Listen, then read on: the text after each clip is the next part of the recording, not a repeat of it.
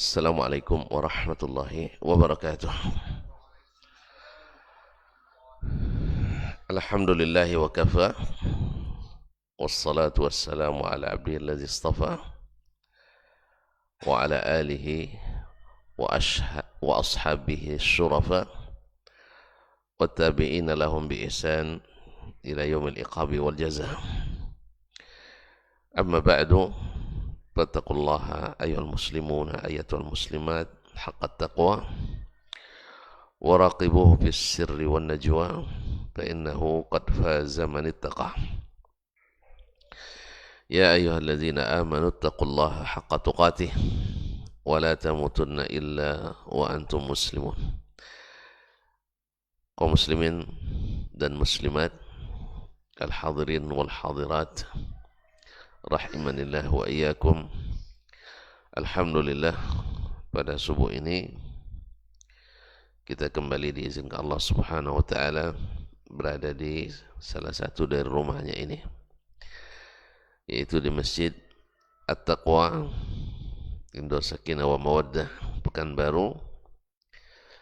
Guna dan tujuan adalah untuk senantiasa mengaji ilmu. Semoga Allah SWT mudahkan, memahami, dan diberi kekuatan untuk mengikuti. Kaum muslimin dan muslimat rahimanillah wa iyyakum. Salawat dan salam kepada baginda Nabi alaihi salatu wassalam, yang sangat mengapresiasi dan menjunjung tinggi para penuntut ilmu, karena Allah SWT memang mengangkat mereka. Oleh itu, sebagai tanda ingat kita, tanda terima kasih kita kepadanya, banyak-banyak kita mengucapkan salawat dan salam kepadanya. Mudah-mudahan Allah izinkan kita mendapatkan syafaat darinya di hari yang tidak bermanfaat harta dan anak, kecuali yang datang kepada Allah dengan qalbun salim, dengan hati yang selamat. Kaum muslimin, kaum muslimat rahimanillah wa iyyakum. Mohon maaf tadi agak terlambat, sudah di dalam mobil qomat di sana, jadi semasa saya ikut salat di sana, tapi kalau qomat tadi saya kejar ke sini.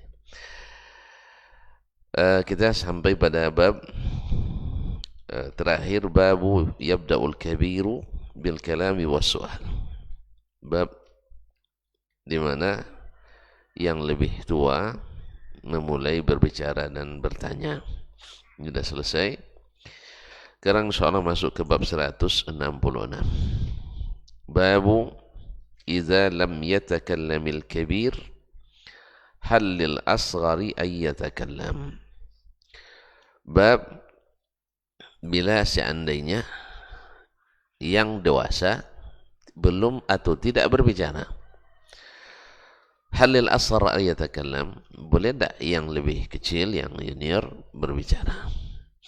Ini munasabah dengan bab sebelumnya, karena Nabi alaihissalam ketika terjadi kasus pembunuhan yang tidak diketahui siapa pembunuhnya, Muhayyisah dan Huwayyisah, ketika memulai yang muda berbicara terlebih dahulu, maka Nabi SAW mengatakan kabir, kabir. Ketika Huwayyisah memulai berbicara, dan dia yang paling muda di antara tiga orang tadi, maka Nabi SAW katakan kabir, kabir. Harusnya majelis itu dimulai berbicara yang lebih dewasa dulu, supaya lebih berwibawa, lebih terhormat, dan seterusnya. Ini diantara adab yang patut kita lakukan dan sering kita tinggalkan. Ya, sering kita tinggalkan dan lalaikan. Nah, sekarang bila yang tua tidak berbicara, yang lebih dewasa tidak ikut bicara, nah bolehkah yang kecil berbicara? Ini judulnya dalam bentuk pertanyaan. Nah, Tapi wallahu alam, Imam Al-Bukhari ya ketika meriwayatkan riwayat ini cenderung kepada dibolehkan karena tidak ada yang bicara, ada masalah, yang mudah berbicara. Beliau meriwayatkan hadis Abdullah bin Umar bin Khattab radhiyallahu ta'ala anhu seperti berikut ini. Qala haddatsana Musaddad. Telah menceritakan kepada kami hadis ini Musaddad, yaitu Musaddad ibn Musarhad ibn Musarbal ibn Al-Mustawrid Al-Basri. Orang yang pertama menulis kitab Al-Musnad di Basrah. Yang pertama menulis kitab hadis Al-Musnad di Basrah. Karena kitab hadis itu ada Al-Musnad, ada Al-Jawmi, ada Sunan.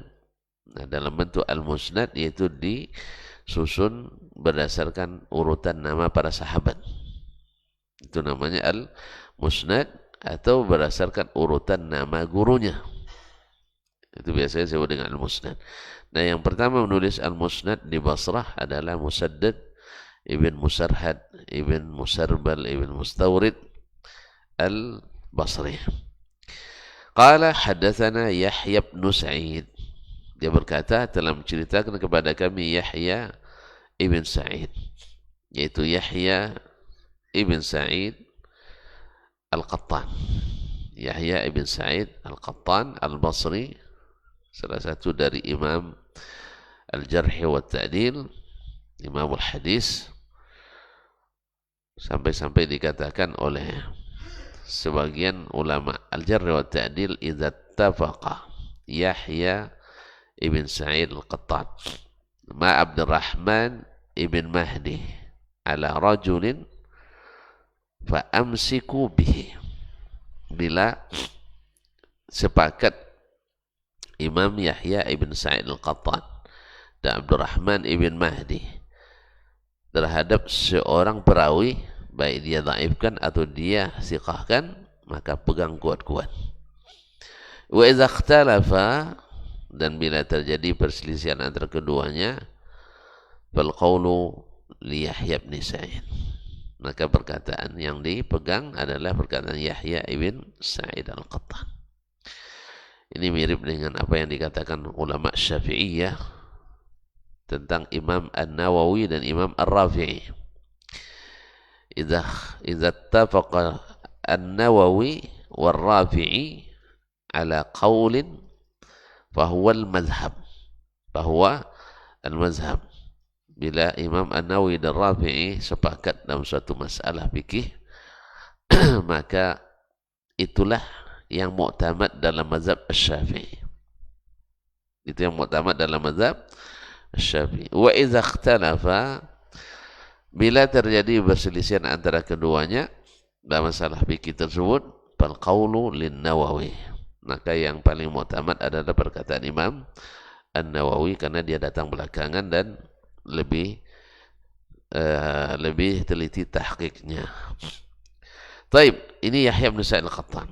An Ubaidillah, dari Ubaidullah, itu Ubaidullah ibn Umar ibn Asim ibn Umar bin Khattab, yang dikenal dengan Ubaidullah Al-Umari.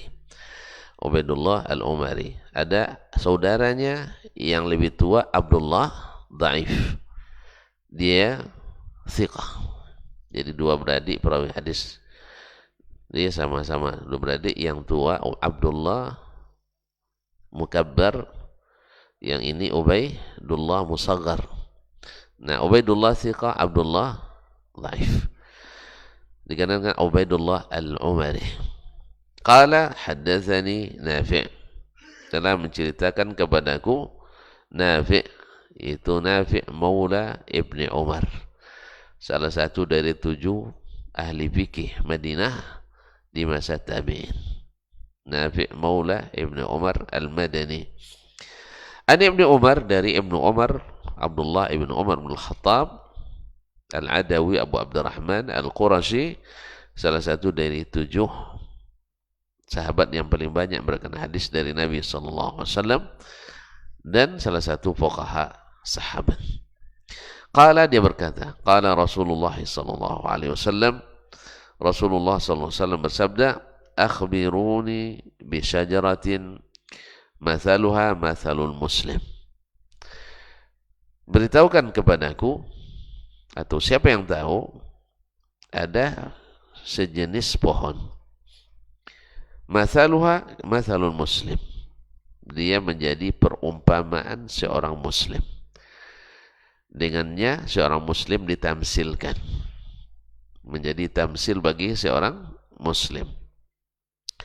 Tu'ti ukulaha kulla hinin bi'izni rabbiha, yang senantiasa memberikan buahnya dengan izin Allah setiap saat atau setiap waktu tertentu. Setiap waktu tertentu itu di musim panas. Jadi masaknya kurma itu di musim panas. Makanya Desember itu bukan musim kurma. Jadi kalau versi Al-Quran, kelahiran Nabi Isa Al-Masih bukan di bulan Desember. Karena bulan Desember musim dingin. Musim dingin tak ada kurma yang matang. Ya, musim dingin belum masa matangnya kurma. Kurma matangnya di musim panas. Itu bulan ya Maret seterusnya. Sebenarnya kadang-kadang Februari akhir sudah mulai musim panas. Taib, la tahuttu waraquha, tidak gugur daunnya. Daunnya tidak gugur. Nah, fawaqa'a bi atau fawaqa'a fi nafsil nakhlah, terlintas dalam hatiku, kata Abdullah bin Umar, bahwa yang dimaksud oleh Nabi itu adalah an-nakhlah, yaitu kurma. Karena kurma selalu memberikan buahnya dalam waktu-waktu tertentu dan daunnya tidak jatuh. Daunnya tidak jatuh. Kalau kita mungkin sawit ya, daunnya tidak jatuh ya. Dan buahnya setiap saatnya, sekali 2 pekan panen. Masya Allah, Masya Allah. Tapi walaupun demikian, kurma nilainya lebih tinggi. Kabarnya 1 hektar sawit hasilnya sama dengan 1 batang kurma katanya. Jadi kurma lebih bagus sebenarnya. Tapi entahlah biaya perawatannya saya tidak tahu. Ma'asyal kiram dirahmati Allah SWT. Yang jelas ini dijadikan permisalan oleh Nabi bagi seorang muslim. Fawaqa'a fi nafsi nakhlah, terbayang oleh saya yang dimaksud adalah kurma. Bakaritu an atakallam, maka saya tidak suka berbicara. Apa sebab? Sebab dia sudah paham adab berbicara. Kalau di situ ada yang lebih tua, maka dia menahan diri dulu. Dan ini sudah kayaknya di kalangan sahabat sudah masyhur, bahwa yang tua berbicara, yang muda mendengar dulu. Jadi adab kaum muslimin muslimat. Kalau adab ini tetap dilakukan seperti di masa-masa kita tua dulu, masa kita tua dulu. Nah, di mana orang-orang tua, anak muda dulu bila ada orang tua mereka tidak sembarangan bicara. Ada orang tua, kamu diam. Kalau sekarang enggak. Pak tua kan dilawan pula pak tua. Ngapain sini? Ada tempat anak muda sekarang di sini kan. Allah musta'an. Dulu tidak. Biasanya. Jadi sehingga anak-anak kecil dulu atau anak-anak muda bila datang ke kedai itu bisa dinasihati oleh orang-orang tua. Wih, kamu masih kecil jangan main di sini. Ini tempat orang besar. Itulah masalahnya. Jadi kalau sekarang enggak. Pak tua pulang. Di sini tempat anak muda nongkrong. Orang tua balik sekarang. Orang tua yang diusir. Karena adab sudah hilang. Sehingga berimbas pada amar ma'ruf nahi munkar juga. Dulu orang buat dosa sembunyi-sembunyi. Karena kalau terlihat oleh orang yang lebih dewasa, mereka akan segan. Sekarang enggak. Orang depan orang tua itu buat dosa. Kalau ditegur, jangan ikut campur. Jangan ikut campur. Nasallallahu alaihi wasallam. Makanya berimbas pada mahasiswa, murid juga kurang hormat pada guru, apalagi antara murid dengan guru beda 2-3 tahun, antara mahasiswa dengan dosen. Oh, dulu kita nengok guru kita, mohon maaf, atau di pondok, masih ingat waktu di pondok itu awak dah sesak nak buang hajat dulu di WC terpanjang di dunia. Nggak ada WC dulu di pondok itu, yang ada adalah sungai Kampar. Kami nyebut dulu WC terpanjang di dunia gitu. Di situ semua. Tapi airnya jernih karena ikannya banyak, sehingga setiap yang masuk makan ikan. Habis itu kita makan pula ikannya. Jadi sirkulasi begitulah Pak Ali. Jadi main saling makan gitu kan. Dan ikannya dulu segar-segar. Sekarang ikan sudah banyak pakai apa namanya? Peletnya. Ikan kena peletnya mabuk lah.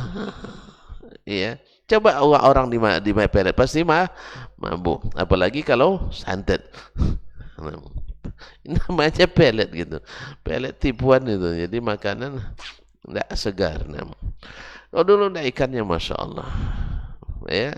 Sampai ada teman kita makan dia nombak ikan bang, dimakan langsung habis ditombak tuh, enggak dimasak, enggak dikulitin, dimakannya masih hidup beliau hafizahullah taala. Bisa Pak Ali makan ikan mentah-mentah. Nah, orang Jepang aja biasa bisa ya. Tapi teman saya itu bisa, dia kakak senior saya. Kaum muslimin dan muslimat dirahmati Allah. Nah, nampak kita nak pergi sungai itu bang, dari jarak hampir dari sini ke pom bensin sana SPBU, nampak buaya dari sana. Kita balik lagi sembunyi itu sampai buaya lewat, ditahan. Oh, ada kebelet sekali, tapi gimana, segan sama guru. Sekarang kalau bisa depan guru sih lancang tegak deh. Allah musta'an. Jadi memang adab ini harus kita hidupkan kembali kaum muslimin, dan itu tidak merugikan, justru menambah wibawa suatu majelis. Dan itu yang kadang-kadang saya perhatikan dari majelis-majelis yang kita ikuti, kadang-kadang yang muda lebih semangat bicara, padahal yang tua-tua masih ada, apalagi dalam serapa dan sebagainya. Ya, subhanallah. Kayaknya kita memang penting untuk belajar adab-adab ini kembali. Ya Bu ya. Masya Allah, tabarakallah. Bakar itu anak takallam. Saya tidak suka berbicara. Apa sebab? Wa thamma Abu Bakr wa Umar. Karena di situ ada Abu Bakar dan Umar. Abu Bakar dan Umar tidak bicara. Masa saya bicara? Ya. Sebab apa? Sebab keedahnya salah karena diam. Salah kita karena diam itu lebih ringan daripada salah bila berbicara. Coba lihat hati-hatinya mereka kaum muslimin dan muslimat, orang yang menjaga adab ini. Umar bin Abdul Aziz mengatakan, la an ukhti'a fi an askut ahabbu ilayya min aw ahwanu alayya min an ukhti'a wa ana atakallam. Saya salah dan diam itu salah lebih ringan bagi saya daripada salah kalau sudah berbicara. Apa sebab? Diam salah, tidak ada konsekuensi hukumnya. Tidak ada konsekuensi hukumnya. Sama misalnya sekarang antum, ya ketika dekat Ramadan, dekat Idul Fitri, banyak corona, misal, kan terasa ada mati antum tuh, ya kan? Betul tak? Nah, hilang Idul Fitri, hilang pula sedikit. Terasa ada mati, langsung semangat bercakap kita timbul, kan itu ya? Nah sekarang pilih, kalau antum bicara, kemungkinan perbicaraan antum ini ada konsekuensi hukumnya, dianggap sebagai memprovokasi, dianggap ada ujaran kebencian kepada oknum, kepada pemerintah, pokoknya ada, bisa antum dijerat. Apalagi di zaman fitnah seperti sekarang ini, bisa saja orang tak bersalah bisa dianggap bersalah. Yang bersalah jelas-jelas bisa dibela-bela, mati-matian. Nah, nah sekarang antum dihadapkan pada perasaan dipendam, tapi bebas dari konsekuensi hukum. Daripada bercakap besok dijemput. Ya kan bunyinya dijemput. Kalau jemput makan iyalah dijemput berperkara itu. Jadi pesakitan antum. Nah, jadi lebih baik di sini diam daripada bercakap. Kecuali cakap antum itu, kecuali nih. Cakap antum itu membuktikan yang benar-benar, yang batil-batil, kemudian yang batil ditinggalkan, yang benar diturutkan, itu tidak boleh diam kita. Tapi kalau hanya sekedar melepaskan ya hawa, syahwat bercakap, padahal konsekuensinya berat, ini tidak dianjurkan. Makanya Umar bin Abdul Aziz menasihati dirinya dan menasihati kita. Saya diam karena tidak berbicara. Salah itu diam karena berbicara. Salah karena tidak berbicara lebih ringan daripada salah setelah berbicara. Karena salah telah berbicara itu konsekuensinya berat. Ada konsekuensinya. Kalau diam, tidak ada konsekuensinya. Kamu kok diam katanya? Iya, saya tidak berani bicara. Antum berani silakan aja. Tapi besok kalau jemput jangan ajak saya pergi. Nah, jangan ajak saya pergi. Kecuali ingkar mungkar yang tidak melahirkan kemungkaran yang lebih besar. Andainya antum bicara ini, langsung besok dah turun Pak Jokowi, tidak ada corona sekarang misalnya. Mana tahu kan? Masin pula lidah antum misalnya. Ketika antum bilang setiap Idul Fitri datang corona, habis itu oh ya betul juga ya katanya, akhirnya dicabut keputusan oleh Pak Presiden atau Pak Menteri. Ya silakan bercakap aja. Tapi kalau seandainya ndak, belum bahasa kampung kami, ndak kau ayu saya, tahu ndak kau ayu saya tahu Pak, tahu saya tempurung kelapa itu dibelah dua, itu diisi air. Nah, orang yang bercakap seperti yang besar, ya air sesaya aja tidak keruh olehnya. Artinya tidak berpengaruh. Ke air 1,5 tumbung kelapa aja tidak pengaruh. Antum tidak bicara tentang dunia. Antum apa? Jelas ya? Untuk apa antum bercakap? Ayu sesaya aja tidak. Untuk lingkungan rumah aja tidak didengar bicara kita. Tapi konsekuensi, na'udzubillah. Ya, konsekuensinya mungkin saja kita berdosa akibat daripada itu. Jelas? Oleh sebab itu, yang besar-besar, kita lihat ulama kita besar-besar tidak bercakap mereka. Lalu kita kenapa bernafsu sekali bercakap? Cuman kadang diam itu kena marah juga kita. Benar itu. Kadang diam ini kena marah. Saya pernah di majelis keluarga, semua marah. Kecuali saya, diam aja. Kena marah, kenapa tidak marah? Itu boleh, kena marah memang, kenapa tidak marah? Sampai tegur sama kakak saya, kamu kenapa tidak marah katanya? Ya kan semua ada marah, itu apalagi saya, kan ada diwakili. Iya, abang marah, kakak marah, adik marah, tinggal saya sendiri tidak marah. Karena nggak marah, kena marah juga. Makanya saya sadar juga, kalau saya tidak bercakap ini, atau menganjurkan orang tidak bercakap, padahal kalau bercakap tidak kau ayu sesaya dibuatnya, ya saya pun kena marah juga, saya paham itu. Ya, cuman kita lihat adabnya as-salaf seperti ini. Jelas? Padahal kalau berbicara, andainya Abdullah bin Umar bercakap, tidak ada juga konsekuensi hukumnya kan? Tidak ada kan? Tidak ada mudarat sebenarnya. Tapi adab di situ ada Abu Bakar dan Umar. Di situ ada Abu Bakar dan Umar. Bakal tuntun masih ingat nasihat Abbas kepada anaknya Abdullah di saat diberikan amanah menjadi anggota Dewan Penasehat Umar bin Khattab. Apa katanya? Inni ra'aitu amirul mu'minin yuqarribuka ila nafsih. Saya melihat Amirul Mukminin Umar bin Khattab radhiyallahu taala anhu menjadikan kamu orang dekatnya. Bukan kamu yang mendekat-dekat kepadanya, tapi menjadikan kamu orang dekatnya. Ya kalau sudah Dewan Penasehat pasti dekat-dekat memang ya. Dia ngangkat. Oleh sebab itu fahfaz anni salasa. Kalau gitu anakku hafal dari ayat pelihara yang 3. Apa jawabannya? La tubadirhu bil kalam. Jangan kamu berinisiatif berbicara hatta talaba minka. Sampai dia yang minta kamu berbicara. Ayahnya sadar. Di majelis itu ada Utsman, ada Ali. Orang besar kan? Di majelis itu ada Abdurrahman ibn Auf. Ada Talha bin Ubaidillah. Ini senior-senior. Masuk 10 yang dijamin masuk surga. Abdullah bin Abbas umurnya baru belasan. Makanya ayahnya bilang, jangan berbicara nak. Di situ banyak orang yang lebih tua. Sampai Amirul Mukminin yang minta kamu bicara. Ini adab.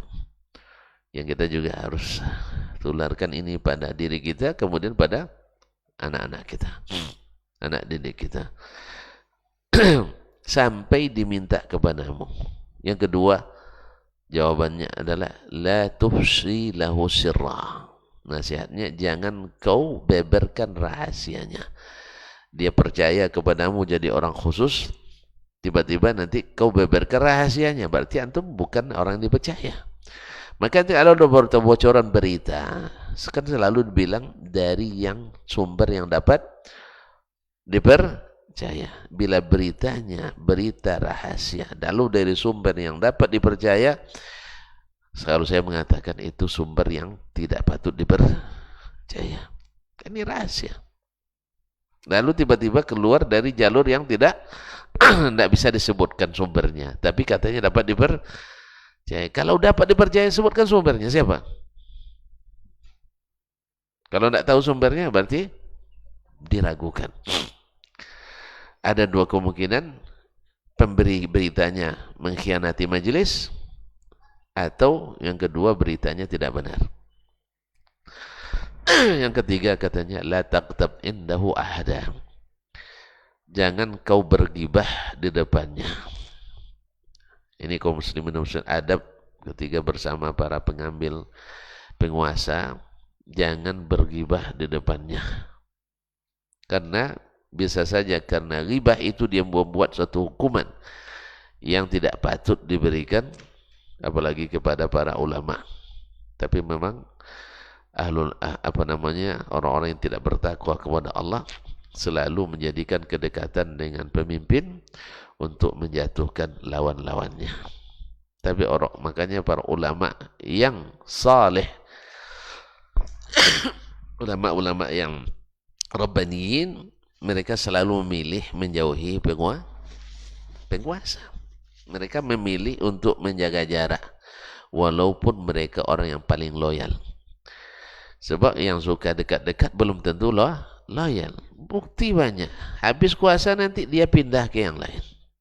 Ya kan? Jadi kutu kata loncat atau kutu loncat? Hah? Kutu ya? Ada kutu pandai meloncat, bang? Kata yang biasanya. Nggak, makanya kutu loncat. Saya tidak tahu apa kutu loncat. Ada kutu yang meloncat-loncatnya. Kutu sifatnya ngapain? Kutu isap darah. Padahal berapa banyak darah yang dapat kutunya? Ikan berapa sebenarnya dapat? Sekecil sebenarnya. Tapi suka lompat. Lompat-lompat. Itu. Makanya, antum kalau jadi penguasa nanti, kalau ada yang suka mesese, ya suka tazalluf dalam bahasa Arab. Suka, pokoknya tindakannya kadang berlebihan. Kayak nak cium kaki kita ya, ketika berkuasa. Berlebihan. Ya, baik dalam kata mau tindakan yang seperti ini biasanya susah dipercaya. Tapi kalau orang yang kita dengarkan baik-baik saja daripadanya, kemudian menjaga jarak dengan kita, yang seperti ini mesti dipelihara. Karena apa? Yang seperti ini loyalitasnya teruji, ya siapapun dia tidak pernah mengambil kepentingan dan manfaat. Tapi manfaatnya adalah untuk kemanfaatan dan kebaikan orang ramai, bukan untuk kepentingan pribadi atau kelompok. Nas'alullah as-salamata wal-afiyah. Nah, Abdullah bin Umar takut berbicara atau segan berbicara karena di situ ada Abu Bakar dan Umar yang lebih senior. Falamma lam yatakallama qala an-nabiy sallallahu alaihi wasallam hiya an-nakhlah. Ketika tidak satu pun dari keduanya yang berbicara, Abu Bakar tidak, Umar tidak, ya. Sebenarnya mereka itu juga menjaga adab juga. Kadang sesuatu jawaban mereka tahu, tapi mereka bilang Allah dan Rasulnya lebih tahu. Ya, sering sahabat ditanya oleh Nabi SAW, misalnya, ya Muaz, atadri ma haqqullahi 'alal ibad? Mereka jawab, Allah wa Rasuluhu alam, Allah dan Rasul lebih tahu. Di sini, tapi zahirnya di sini riwayat mereka tidak bisa menjawabnya. Maka Abdullah tidak ingin, walaupun dia tahu jawabannya, tapi karena Nabi tidak minta kepadanya. Ya, ketika Abu Bakar dan Umar tidak berbicara, qala Nabi sallallahu alaihi wasallam menyebutkan jawabannya, an-nakhlah, yaitu an-nakhlah. Falamma kharajtu ma'abi, setelah saya itu, tatkala saya dengan bapak keluar dari majelis itu, qultu, saya katakan, ya abati, ya, waqa'a fi nafsi nakhlah. Sebenarnya tadi terlintas dalam hatiku bahwa yang ditanya oleh Nabi itu adalah kurma. Qala ma mana'aka an taqulaha. Kenapa kamu tidak cakapkan tadi? Kenapa kamu tidak jawab? Lau kunta qultaha kana ahabba ilayya min kaza wa kaza. Andainya kau katakan tadi, pasti aku lebih suka daripada ini dan itu. Dia sebut kebaikan-kebaikan yang lain. Artinya bangga seorang ayah, ya, bapak tidak tahu jawabannya, ayah anaknya tahu. Itu wajar secara tabi'i. Ya, Umar radhiyallahu taala anhu, andainya kamu katakan tadi, nak, ya, memberi syafaat kepada ayah. Ayah kan tidak tahu nih, anaknya tahu. Biasanya orang bilang, siapa dulu dong? Nah, kan gitu, siapa dulu dong? Papanya. Kan biasa. Secara tabi'i kita, apalagi ini perlombaan yang tidak ada pembatasan. Kecuali Nabi bilang, ini jawaban hanya untuk Abu Bakar dan Umar saja. Nabi hanya melemparkan pertanyaan di majelis. Di situ ada Abdullah bin Umar. Tapi Abdullah tetap di kaidah asal bahwasanya anak kecil atau yang junior tidak berbicara dahulu. Tapi sebenarnya seperti datang pada bab ini, boleh tidak sebenarnya berbicara? Wallahu ta'ala alam. Kalau sudah ada bicara seperti yang dipahami oleh Umar, boleh saja anaknya berbicara, karena Abu Bakar dan Umar sudah menyerah. Artinya dengan diamnya mereka berdua, mereka sudah menyerah. Makanya Abu Umar katakan, andainya tadi kau jawab, nah, itu lebih ayah suka dari ini dan itu. Nah, qala ma mana'ani illa anni lam arak wala Abu Bakrin takallamtu ma bakarihtu. Yang membuat saya tak mau menjawab ayah, karena saya lihat ayah dan juga Abu Bakar tak mencoba menjawab. Andainya dicoba menjawab dan salah, mungkin saya bantu juga. Ini tidak. Diamnya ayah dan Abu Bakar membuat saya tak berani untuk ikut di dalam sayembara tersebut atau pertanyaan tersebut. Tapi kalau seandainya Abu Bakar dan Umar mencoba menjawab misalnya, kan, sebab dalam riwayat lain mungkin majelisnya berbeda, wallahu ta'ala, riwayat lain fadhahaban nasu ila syajaratil wadi wal gham dan sebagainya. Orang mulai menerka-nerka ya, menerka-nerka dari antara pohon-pohon yang ada di lembah-lembah, di hutan-hutan, itu yang mereka terka. Hilang yang dekat. Nah, kita mungkin ketika ditanya itu sawit tidak nampak lagi gitu, kan. Yang di pohon-pohon yang di, teringat cemara, teringat ketapang pun teringat. Pada ketapang gugur daunnya, kan. Yang paling susah diurus daunnya adalah ketapang. Karena kebaikannya besar. Rindangnya paling rindang. Tapi sampahnya paling Nah, itu bikin masalah. Sampah paling banyak. Biasalah, dia banyak memberi, minta pula dilayani pula. Nah, kaum muslimin dan muslimat dirahmati Allah SWT. Jadi jawabannya, saya tidak mau bercakap tadi, karena saya lihat ayah dan Abu Bakar tidak menjawab. Maka fakari itu, maka saya tidak ingin takut menyalahi adab dan kesopanan. Subhanallah. Jadi dia adab itu bisa mengalahkan keinginan. Kadang keinginan kita ada keinginan, tapi adab menghalangi kita. Ini sebenarnya iman. Ya, iman. Kita ingin, ya, tetapi karena menjaga adab, akhirnya kita hendak ini. Ma'asyarul kiram dirahmati Allah SWT. Banyak hal-hal yang kadang-kadang kita menginginkannya, tapi demi adab kita tidak melakukannya. Misal, apa misalnya? Hah? Apa misalnya? Macam tadi, di majelis yang seharusnya kita memperlihatkan kehebatan kita. Tapi karena di situ ada orang yang mungkin kalau kita tunjukkan kehebatan kita, kita dianggap kurang beradab. Kita tahan saja. Ya, kita tahan saja. Karena yang namanya kehebatan pun tak diperlihatkan akan terlihat juga. Ya kan? Adab.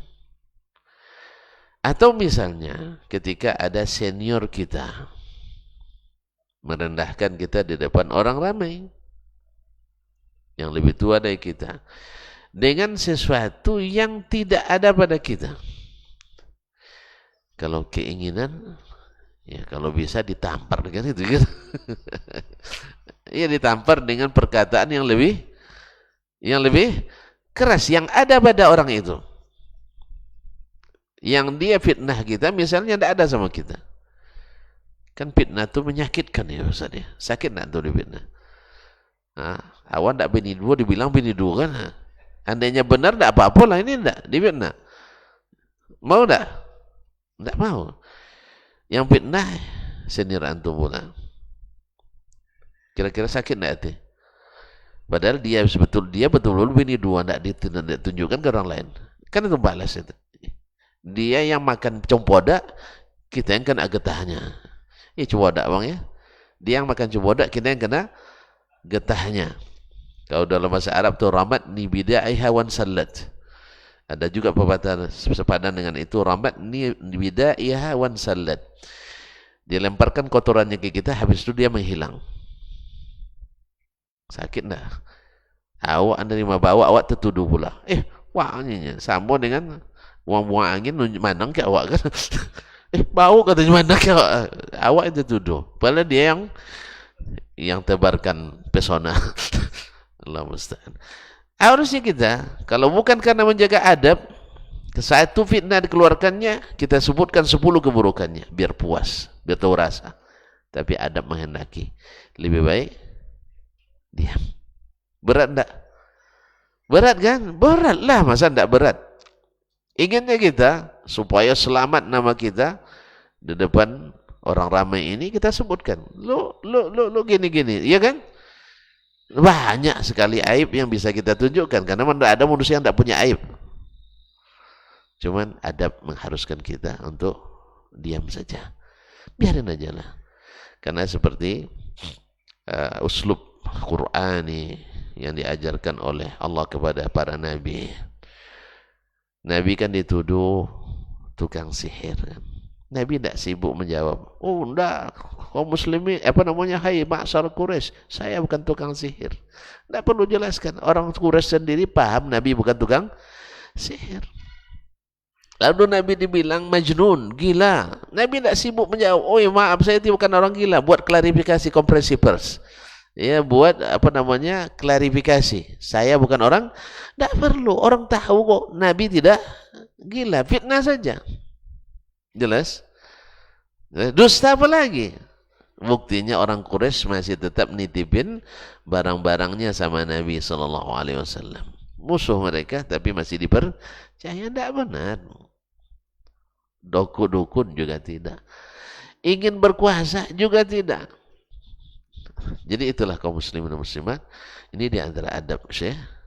Jadi kita adab kadang-kadang harus mengalahkan keinginan. Karena apa? Bila keinginan itu tidak baik, maka adab akan menghalangi kita. Makanya ketika Syekhul Islam Ibnu Taimiyah rahimahullah menyebutkan, ma min jasadin illa wa fihi hasad. Tidak ada jasad ini kecuali memiliki hasad. Antum nengok orang bawa mobil baru, berdesir enggak dadanya? Kawan sekerja ini, gaji sama, bini sama, maksudnya sama cantik kan. Tiba-tiba dia bawa mobil Pajero baru. Ada enggak? Jujur aja lah, akhi. Kalau enggak saya bawa alat detektor nanti. Nah, ada. Ya. Minimal antum bilang, hebat kawanku ya. Gaji sama dapat juga boleh dia. Gitu? Itu udah bagus. Nah, kalau yang enggak bagusnya nanti, ini pasti. Pokoknya enggak bagus. Pasti. Dasar pandai menjilat ke mertua, dibelikan mobil. Kadang tidak ada mertua, kadang kan itu. Jadi hasad itu ada bibitnya dalam diri kita. Apapun, anak kita sama-sama kuliah, sama-sama sekolah. Anak antum juara, anak saya tidak. Kira-kira gimana perasaan saya? Ada kan? Nah, matilah, nah dia biar anak saya naik, gitu kan? Itu makanya bibit itu ada.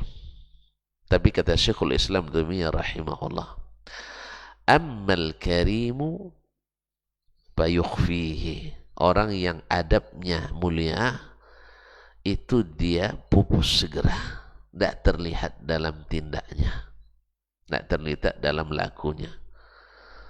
Subhanallah kaum muslimin. Adapun yang mulia hatinya, adabnya tinggi, adabnya dia tidak akan terlihat, dia akan cepat pupus dan hilangkan itu. Subhanallah. Allah yang bagi rezeki ini, Allah yang bagi rezeki ini. Seperti kata Imam Asy-Syafi'i rahimahullah ta'ala dalam senandung syairnya, tawakkaltu fi rizqi ala Allahi khaliqi wa aiqantu anna Allah la syakka raziqi. Ma yakum birizqi falaysa yafutini walau kana fi qa'il biharil awamiqi. Fasawfa ya'ti Allahul 'azimu bi fadlihi wa in lam yakun minni al-lisanu binatiqi. Fa fi ayyi shay'in tazhabu an-nafsu hasratan wa qad qasama ar-rahmanu rizqal khalaiqi. Dalam masalah rezeki saya cukup tawakal kepada Allah yang mencipta. Dia mencipta pasti bisa beri rezeki, saya yakin itu. Apapun yang menjadi rezekiku pasti datang, sekalipun asalnya di dasar laut yang dalam. Allah yang maha pemberi karunia akan datangkan sekalipun lisanku tak pernah meminta. Oleh itu kenapa diri ini merasa sempit, menyesal atau hasad, padahal Allah yang maha pengasih telah membagi rezeki para makhluknya. Kenapa hasad antum? Makanya orang yang mulia akhlaknya, dia akan hilangkan itu, yukhfi. Wa ammal laimu fayubdih. Adapun orang yang buruk akhlaknya, dia akan terlihat dalam tingkah dan tanduknya. Nampak tuh. Ya nengok bawa mobil, tak salam lagi mau kita. Itu nampak tuh kan? Nampak nih, tak salam lagi mau kita. Anak kalau nengok sinis terus. Kemudian di majelis dia sibuk membicarakan. Mana-mana dia ada mobil katanya. Subhanallah, orang dapat nikmat, awak dapat sekarat. Iya, orang dapat nikmat, orang bahagia, kita menderita. Rugi antum. Nah, perkataan ini perkataan Syekhul Islam Taimiyah ini pernah saya share, saya sebar ke pribadi, ke grup, ke dan sebagainya. Tidak ada tujuan apa-apa kecuali untuk saya pertama merasa semoga ini bermanfaat bagi saya sangat bermanfaat. Supaya bila ada ini timbul dalam diri, cepat dihilangkan. Supaya kita terhitung yang punya adab yang baik.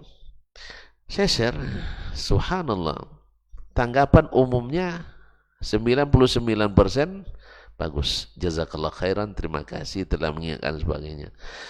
Tapi ada satu orang, subhanallah, nah, ketika saya share ini, 2 menit setelahnya keluar dari grup.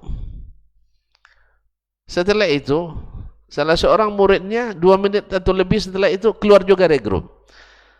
Tidak lama setelah itu grup ditutup. Subhanallah.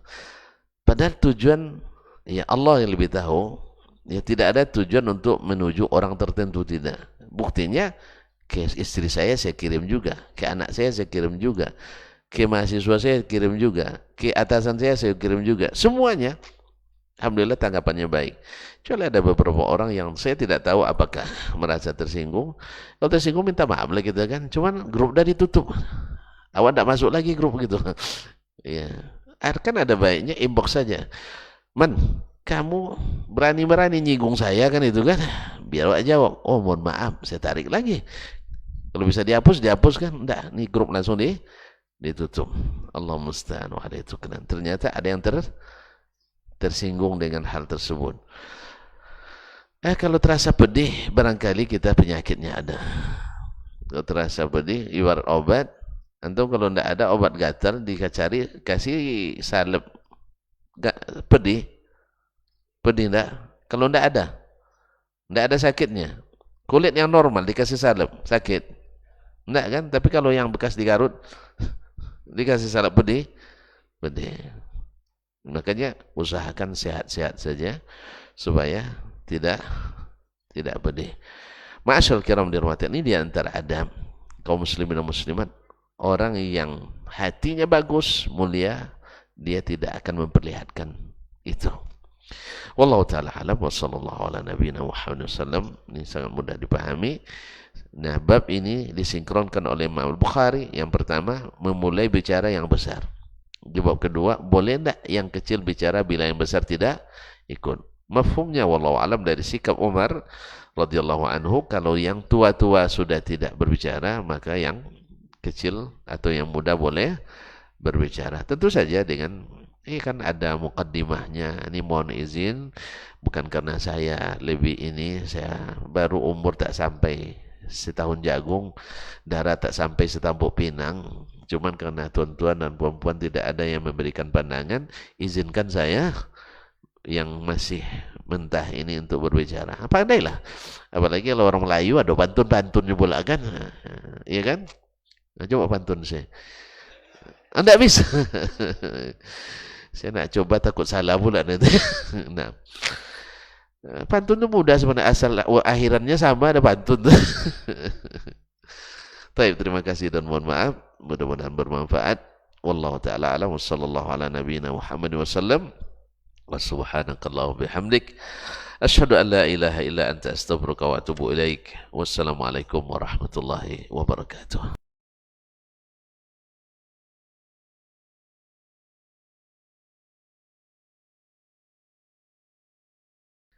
Majtama'a qaumun fi baitin min buyutillah yatluna kitab Allah wa yatadarasunahu fima bainahum illa nazalat alaihimus sakinah wa ghasyiyatuhumur rahmah wa haffat bihimul malaikah wa dzakarahumullahu fiman indah.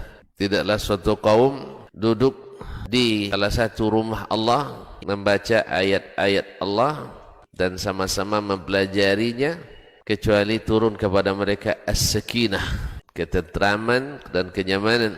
Wa ghasyiyatuhumur rahmah, dan mereka diliputi pula oleh rahmat, kasih sayang dari Allah Subhanahu wa taala.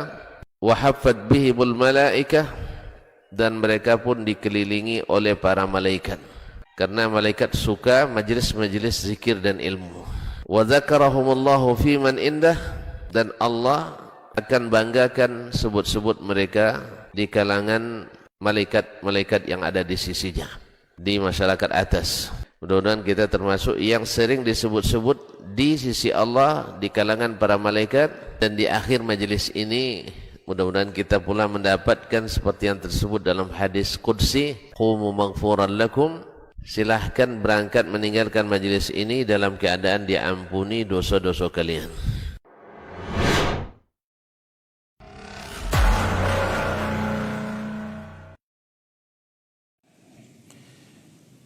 يا أيها الذين آمنوا إن تنصروا الله ينصركم ويثبت أقدامكم